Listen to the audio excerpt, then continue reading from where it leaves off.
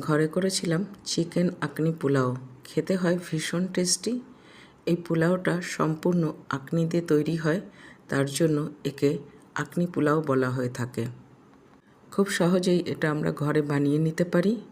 তার জন্য যত মশলা আছে সমস্ত মশলা চলে যাবে জলে।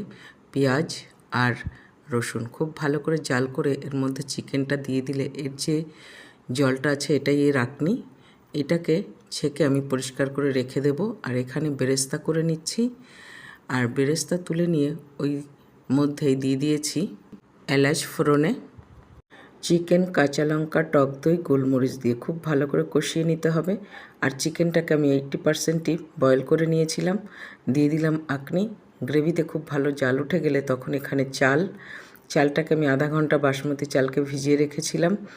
আর কাঁচা লঙ্কা আর বেরেস্তা দিয়ে খুব ভালো করে জাল করে নিতে হবে।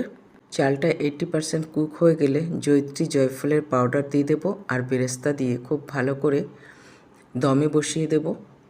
দমে এখানে আমি 10 মিনিটের জন্য হাই ফ্লেম, 10 মিনিটের জন্য লো ফ্লেম আর 10 মিনিট গ্যাস বন্ধ করে দম দিয়েছি। দম থেকে তুলে নিলেই কিন্তু আকনি পোলাও একদম ডান সার্ভ করার জন্য। ঢাকনা খোলার সঙ্গে সঙ্গে সারা ঘরে গন্ধে ময়ময়। খুব ভালো হয়েছিল খেতে, অবশ্যই ট্রাই করো।